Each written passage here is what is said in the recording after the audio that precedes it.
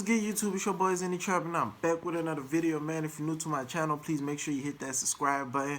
Make sure you like the video, I will appreciate it. Today we got new footage of Rich Homie Quan's Overdose goes viral. So without further ado, let's get straight to this video, man. Key.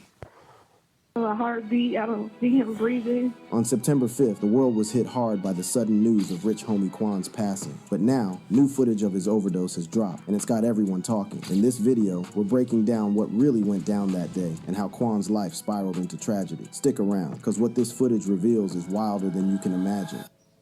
Rich Homie Quan's overdose.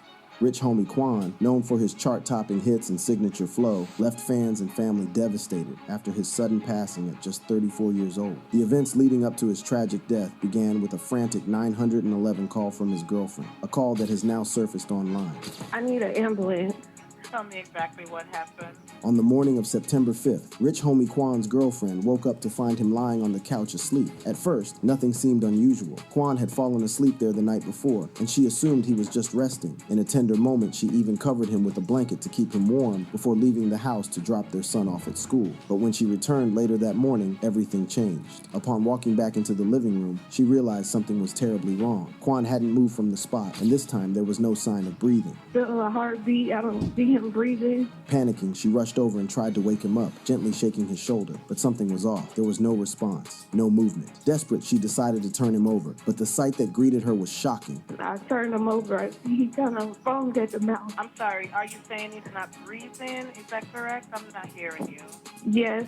Heartbroken and terrified, she made the call to 911. The operator guided her through steps to help Quan, instructing her to lay him flat on his back. But as the moments ticked by, the grim reality began to set in. Paramedics arrived soon after, but it was too late. Rich Homie Quan was pronounced dead right there in his home, leaving behind a grieving family and a stunned fan base. Quan's family soon shared their heartbreak over his sudden passing. Their world flipped upside down as they struggled to make sense of it all. Social media, as expected, flooded with tributes and raw grief. Life really cheated Rich Homie. He was so talented and deserved to be much further in the music industry. R.I.P. Another wrote, R.I.P. to one of the most underrated. He kept grinding even after the hype died down. Always respected Quan. For real, this one hurts. With no official cause of death released, the internet exploded with speculation, and the most common theory was that Rich Homie Quan had died of an overdose. This rumor gained serious traction when rapper Boozie Badass seemingly confirmed it in a tweet that sent shock through the hip-hop community. Boozie wrote, "Just got word Rich Homie Quan just OD. Just talked to Juan the other day." Boozie's tweet set social media on fire, with fans flooding the comments. One fan said, "Damn Boozie, are you confirming this? Bro, no way." The fact that Boozie spoke on it carried a lot of weight. He and Rich Homie Quan weren't just casual collaborators. Their history went deep. They teamed up on tracks that hit hard in the hip-hop scene, with one of their biggest collabs being Like a Man back in 2014. That song had both of them opening up about their personal struggles. Boozie talked about his time in prison, while Quan shared how he had to step up for his family. Their bond was built on shared struggles, and their music reflected that. In 2016, they connected again on Private Room alongside Tony Michael, which only solidified their working relationship. So when Boozie spoke out about Quan's passing, it hit differently. His words held serious weight, making the rumor of an overdose even harder to ignore. Word on the streets also started to spread that Quan might have taken a bad pill. Close family and friends hinted at it, and sources suggested he may have unknowingly ingested counterfeit Percocets laced with fentanyl, a deadly mix that's become all too common in recent years. These fake pills, designed to look just like the real thing, are flooding the streets, and the real danger is how legit they appear. As many already know, fentanyl is no joke. This synthetic opioid is up to 100 times more potent than heroin, and it only takes a tiny amount to be fatal. We've already lost so many to this, and according to the DEA, 6 out of 10 fentanyl-laced pills found on the streets contain a lethal dose. This is a crisis that's only growing, and unfortunately, it seems Quan might have been its latest victim. While nothing official has been confirmed yet, the possibility of him overdosing isn't far-fetched. After all, Quan had been open about his struggles with addiction in the past. One moment that stands out is when he appeared on the My Expert Opinion show, where he got real about his struggles. Was it drugs involved? Oh, hell yeah, man. I was on Molly every day. Listen,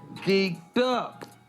Fight down. Bro, I felt like I couldn't do a show or a song without being on Molly. During that interview, Quan broke down how it all started. It kicked off when he began touring heavily and performing across the globe. The constant grind, long nights, and pressure started getting to him. It was overwhelming. The late nights, endless travel, and high expectations. He was struggling to keep up. Then a friend gave him some advice, and that's when things took a turn. We was doing so many shows, I couldn't stay up. So I knew some people like, bro, I got something to keep you up.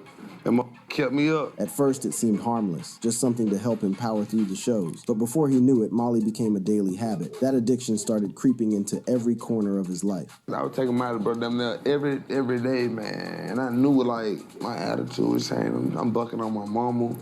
You know what I'm saying? I ain't showing up to family events. As the addiction took hold, Quan's life began to unravel. The once vibrant and energetic performer was now a shadow of his former self, consumed by the need for his next fix. I went about black curtains all in the house. That's how I knew I was tripping, bro. I did not want the sun to come up, bro. The facts. I brought, it was black curtains all The in sun the brought house. the shame. At his lowest point, Quan relied on drugs just to make it through each day, even taking Molly the moment he woke up. I was popping them before I brushed my teeth, bro. Like that, I was starting my day. Like, Yeah. you know, you really supposed to eat, nigga. And I'm gonna take the Molly then eat. You know what I'm saying? Because it make you shit. One of the major turning points for rich homie Quan came from a heartfelt conversation with his mother. Her concern and love cut through the haze of his addiction, waking him up to the seriousness of his situation. It was a moment that hit home, making him realize that his choices weren't just affecting him, they were tearing his family apart too. One day I just woke up like, damn, I don't even want to keep snapping on the kids. Like, I'm snapping on the kids for no reason. Like, damn, like, boy, you tripping.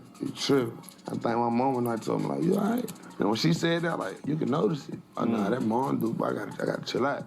At the time of that interview, rich homie Quan had been clean for 5 years, which makes his recent passing even more heartbreaking. He worked hard to break free from addiction, but in the end, it seems the demons he fought so hard to escape caught up with him. Following his death, not just Boozie, but other rappers also took to social media to pour out heartfelt messages and tributes to him. One notable tribute came from Quavo, who shared a deep connection with Quan, especially back in the early days of Atlanta's booming hip-hop scene. The two spent a lot of time together, collaborating on music and regularly crossing paths in the studio alongside heavyweights like Young Thug and Mustard. Their relationship was built on mutual respect, and Quan's sudden passing hit Quavo hard. Quavo posted a heartfelt message on his Instagram story, along with a photo of them together saying, "May God be with us. Never saw this being a part of our journey." He followed it up with another post reflecting on their early grind, emphasizing how hungry they all were, pushing toward the same goals. Playboy Carti also paid tribute, posting several photos and videos of Quan to his Instagram stories. While Carti and Quan didn't collaborate extensively, their respect for each other's artistry was clear. Carti's posts were his way of honoring a fellow Atlanta rapper and acknowledging Quan's impact on the culture. Jackie, who had a much more personal bond with Quan, posted a heartfelt message as well, calling him a brother and a legend. He tweeted, "Rest in peace, my brother Rich Homie Quan. I love you for life.